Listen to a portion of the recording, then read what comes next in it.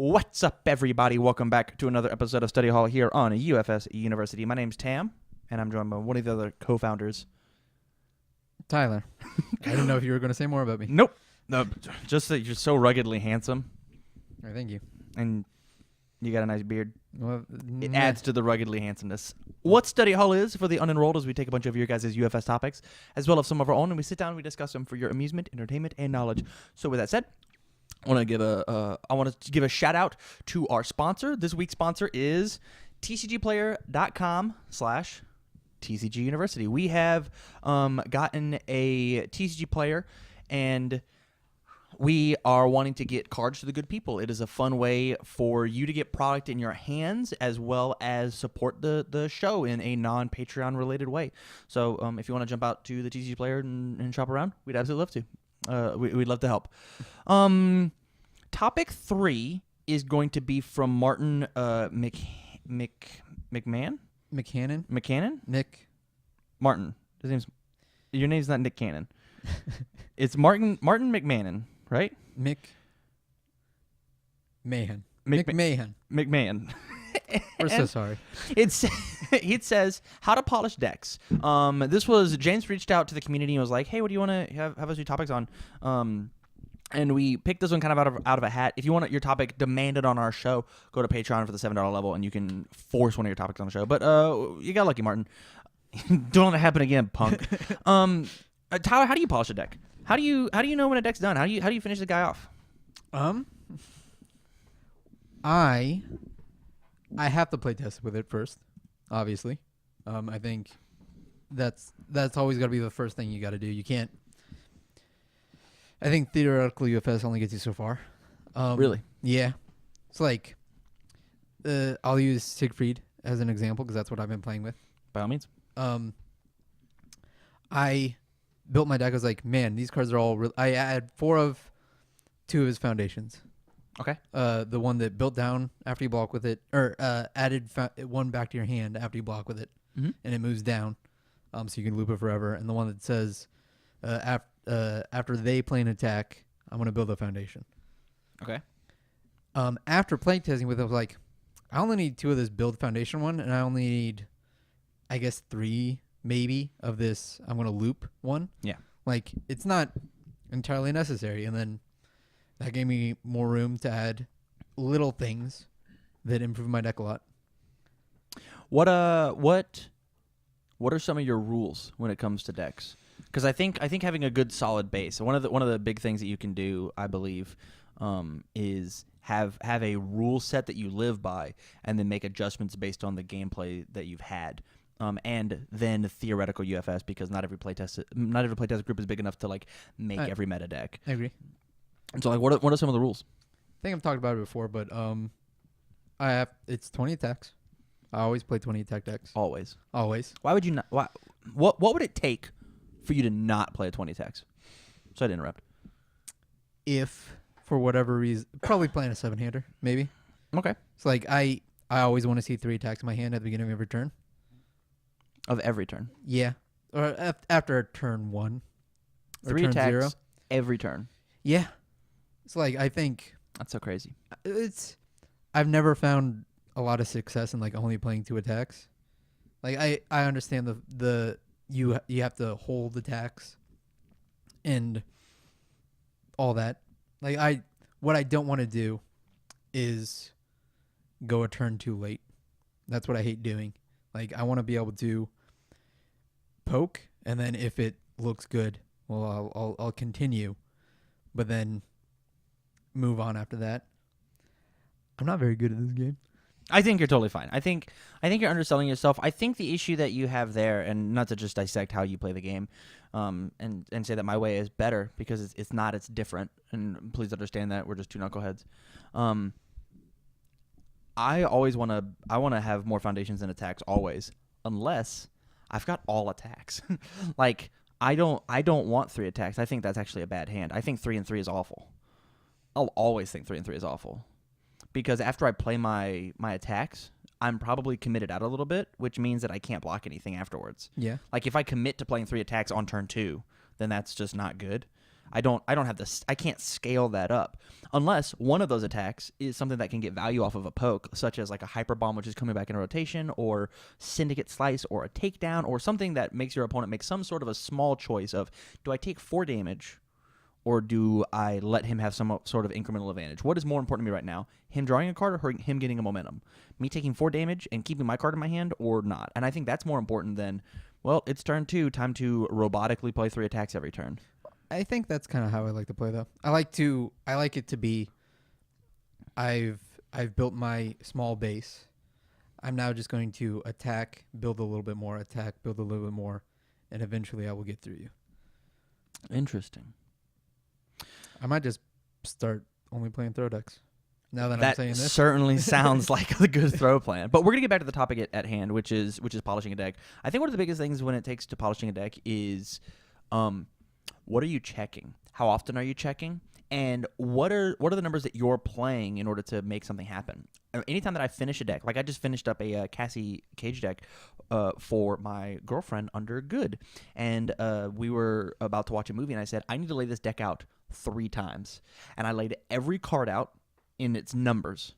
I looked at it and I went, I enjoyed these ratios, and I can't get into that because it's a little too long. And then I scooped everything up, and then I laid it out in what are my difficulties, specifically on foundations. How many 3 diffs do I have? How many 2 diffs? How many 1 diffs? How many 0 diffs? And I laid all those out, and I counted all those piles, and I went, okay, I don't have quite enough. I have too many 2 diffs, so what can I cut in order to go in here? And we'll talk about cutting in just a bit. And then I scooped everything up, and then I looked at blocks, because I think blocking is so unbelievably important. It's one of those things that will separate good UFS players from great UFS players. I think there was plenty of good UFS players that just face tank everything and just hope to kill you on the backswing. But the difference between good and great is knowing how and when to block. Knowing how and when to block, which means blocking everything is bad. Not blocking everything is bad. There is a happy middle ground where you should be able to block everything, if strategically that's the right call, if that is the right call. Right. And I don't think that enough people do that. I don't think enough people hit that risk reward of, should I block this? It's always, nah, I never do, or I have to block everything. Right. And I can call myself a hypocrite, because I felt in my match versus Witzel that I had to block everything. I felt that way, and I very much didn't. He was throwing 4 damage attacks. I didn't need to block any of those. That was just -1 card in his hand, and gave him an extra momentum, or it didn't, or whatever. Like, there was so much that I could have played that match differently, because I was so locked in this mindset of, I have to block. Right. How do you cut cards? I add all the cards in that I want. So on I get it up IRL or in UFS Ultra? in UFS Ultra. If you do not know what UFS Ultra is, go to ufsultra.com. Sign up for this very free website. Donate if you can. It's sponsored by Rochester CCG. Go out and make 1,000 decks. They've got a fantastic database of every single UFS card I've ever seen. It's so cool. Yeah. Support them. So it's Donate. what always happens is I look through all the cards. First, I usually do the 20 attacks. I pick out what 20 attacks that I want. And then at that point, it's like, well, I'm just going to add all the foundations in that I think would work with this deck. Okay. And then once I get around 60, I go and I start looking at what I might not need, what can be 3 ofs, what can be whatever, what I haven't already made 2 or 3 ofs. And then I either cut it down to 60 if I think it needs to be 60, which I usually do. Or if it's more, there's usually a reason behind it. Like, I want more, or I have 20 attacks in the deck, and that's not very good for checking. So I need more foundations, clearly. That's sort of what I've been doing recently. So when I cut, it's not as like a scientific process, but it definitely goes through a bunch of different steps of, whenever I make a UFS Ultra deck, I probably end at at most 80 cards. Yeah, I don't do that. Yeah, I can't go above 80 cards, because I already know what's playable and what's not. And I actually throw things into my deck based on how many cards I think they should be in. And that includes here's a 1 of, here's a 2 of, here's a 3 of, here's a 4 of. I do that already. And so when I look at Celestial Being, I judge Celestial Being is a 2/4 with a 3 mid block that is very good versus specific decks in the meta. I'm not playing any reversals. It should be a 1 of. If I was playing reversals, it should be a 2 of. Or if a stun decks are running rampant, I should play this as a 2 of mainboarded. And so there's that meta choice, but we'll get into that in just a smidge. But what I do is I take and I look at any one time would I want to see 4 of this card, and that's what I play 4 ofs at. I have stopped playing 4 ofs of a lot of foundations. Do you remember back whenever Bebop first came out? Yeah. And somebody built 4 overly dramatics on turn 2? Yeah. It was an absolute beating. It was the worst. It was like, oh man, okay, so the next 4 things that I do are going to be negated. Sweet. That card's a 4 of. It now could be dropped down to a 3 of, because building 4 of that, my opponents might not trigger all 4 of those. Yeah. Any card that you don't want your opponent, you lay him down and you know your opponent's going to go, oh shit, I have to deal with 4 of those. Oh man. That's what I want to play. Or a card that I want to see every game. A good example for this would be Admonition Fees in Akuma. That card's unique and a 4 of in every Akuma deck, or it should be, because I have to see this card every game. Yeah. It guarantees a win.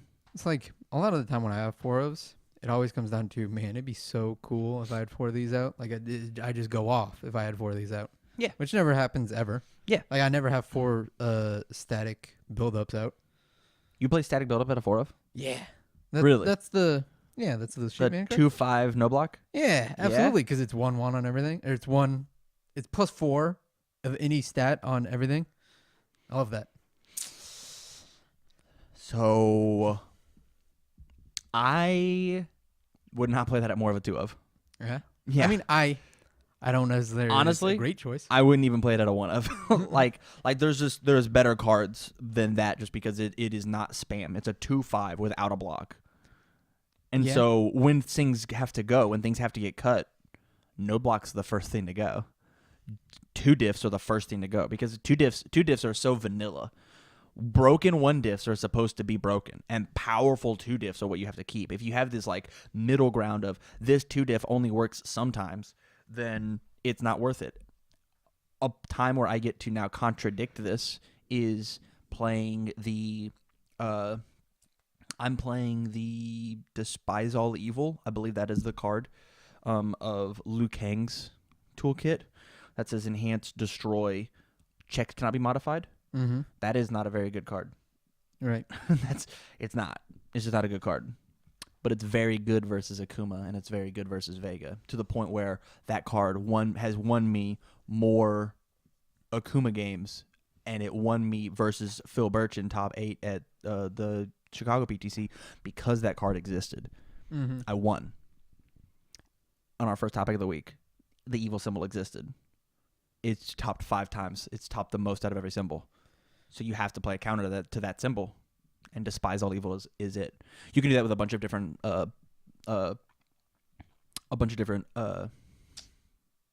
toolkits. Whether your deck loses, or whether you want a tech versus a fire deck, you can play the Zoe card that after you block with it builds, and you get a Seal of Fire Foundation. Like those cards have to exist as 1 ofs in your deck. I feel like your deck has to. And we're just talking about foundations right now. We can get to attacks here in a smidge. Your deck has to be able to see a plethora of answers, or be so unbelievably streamlined that your win condition always happens. That's how I want to play. So play Mad Perot. Yeah. So everything you're saying. That's how I want. That's how I want my decks to work. So what you're saying to me is that you want to be an aggressive player. Yes. You want to be aggressive. Yes. So quit playing the Arrow symbol. Well, but that's Siegfried's best symbol. I get it. Then don't play Siegfried. Siegfried is not an aggressive character. Siegfried is a control character. The way that you're saying you want to play, the way that you're telling me that you build decks, and the reason that you might be having such an issue with building, we're going to jump into it, and I'm going to be like the comedy. The reason that you're wanting to jump into it is the fact that you're enamored by these big, beefy, manly characters as opposed to these little, quick assassins. Mad Perot sounds like a great deck for Tyler Clark. Maybe. Jet sounds like a great character for Tyler Clark. Hey, I'm gonna throw 2 damage on everything. You're gonna get stunned out every turn, and you're gonna have to deal with my presence.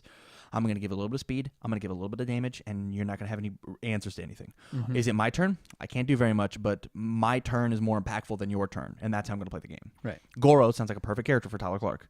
The fire symbol sounds like a perfect symbol for Tyler Clark. Yeah. I'll agree to that.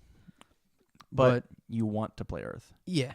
You want to play this slow, grindy game. Sure. It's not necessarily that it's what I want to do. Like, I want all my decks to be... I have the most fun playing these decks that are very simple and just kind of go in.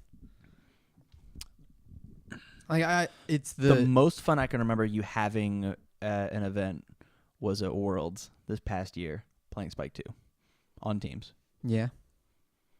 You were just like, either I kill them or they kill me. Yeah. We'll roll some dice and we'll play the game. Yeah. And if my kill turn's just better than your defenses, or my kill turn's better than your kill turn, then I'll win. Yeah. That was very fun. Yeah. It's how I have the most fun playing the game. Okay. Part of Siegfried though is we that should definitely talk about this after the podcast. I want to get better at the game. I don't think just playing decks that play very simple, I'll win or I'll lose, makes you a better player. I would like to be able to play sort of a grindy game. Like, I'm right now, if I play against anybody that builds a bunch and is very defensive, I just like, this sucks. I don't want to play anymore. I would like to get to a point where I can be like, okay, now that we're in this point, I can actually survive. So at that point, like, you just need to build your deck to be able to break down long-term walls as opposed to short-term walls. Like, Kin will beat you if you try to race him. Right. And the way that you beat Kin is you build up a wall. And currently, Kin decks the current Kin decks that I'm seeing cannot play into deadlock very well. Mm-hmm. If I have a bunch of foundations, that means I do get this to block everything because 2 speed and 6 damage is not very much, because damage doesn't matter. But I lost. If you look out on our channel, I was playing my Fae water deck that was brilliantly built by Tyler Clark, which is an aggressive combo deck. Like, Mm-hmm. it is. It draws I can kill people with 2 foundations, or I can kill people with 45. It just depends on the turn. Yep. I hope not 45. I play 60 cards. But you look at the Kin deck that Travis Tangeman built. He's on the podcast sometimes. Shout out to my dude.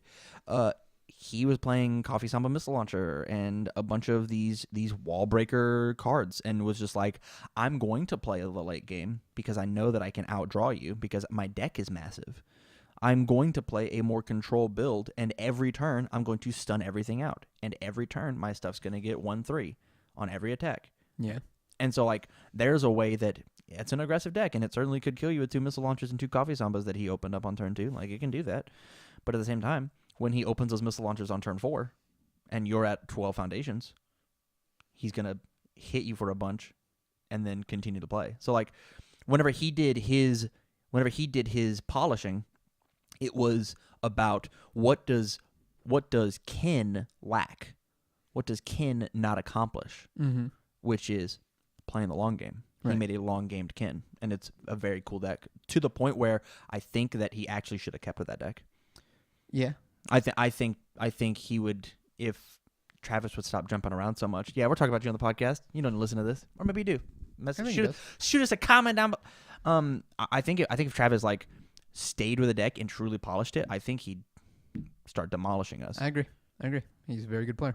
He's all right. Don't let go of your head, buddy. I think he makes a lot of new player mistakes, and I think that once he gets over that, he's going to be very good at this game. Attacks as quickly as we can. Sure. So the thing about attacks is I don't actually like playing 4 of attacks. I'm sorry, I do like playing 4 of attacks, but it has to, if it's a 4 of, it has to be, man, I'm okay seeing 1 of this every turn. Yeah. I am okay. So when I played Scorpion, I'm okay seeing a singular Syndicate Slice every turn. Or on my kill turn, I'm super down to see 4 Syndicate Slice. That's fine. The 4-ofs need to have that duality of it can be played early, it can be played late, which is why in my Jetta deck, I think I didn't play a singular 4-of. I don't think I played a single 4-of attacks. I think 3 was the most. Yeah. Fact check me if you'd like to, but I don't remember writing a 4 on my attacks. So what I always do with attacks is I just pick out the certain attacks that I want to play in this deck. Usually it might be an attack that I want to play, and that's what I'll build the deck around. Mm-hmm. So that obviously has to be a 4-of. But then I just pick the attacks that I think would work well with that. And if I ever have attacks at 3-ofs, it's because I have found more attacks that I want to play than will allow me to have 20 attacks if they were all at 4-ofs. So you would rather just have 5 4-ofs in your deck? So that's what usually ends up happening is I'll have 5 4-ofs, and then it'll be like, well, there's this 6 attack.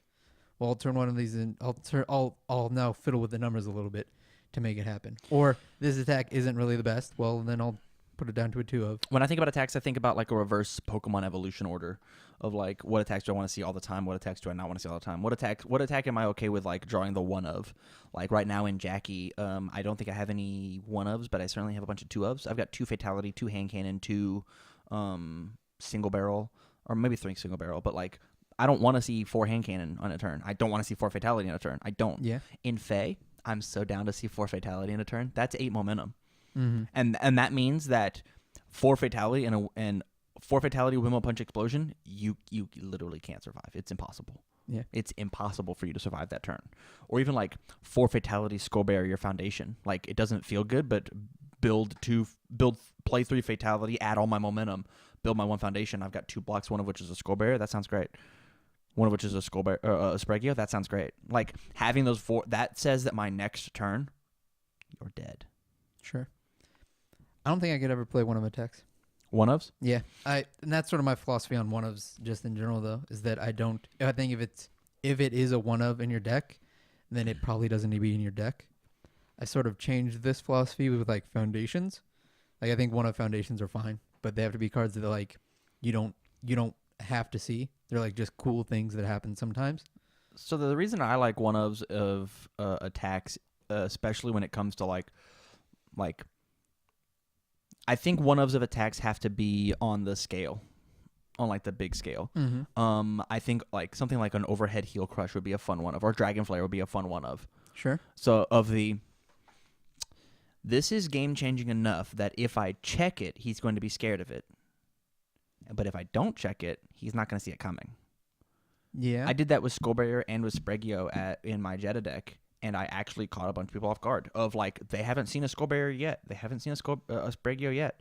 Yeah. There it is. That is a legitimate trap that you fell into. Of maybe they weren't paying attention, and if so, they're not doing a very good job at playing the game. But like I pay attention to every single attack that I've seen. Oh man, I'm playing against this deck, and you've milled a flame bow. That's not your only flame bow. It can't be, or bow flame. It was. I don't have to worry about that attack anymore. Yeah, It's like if somebody milled a Nutcracker.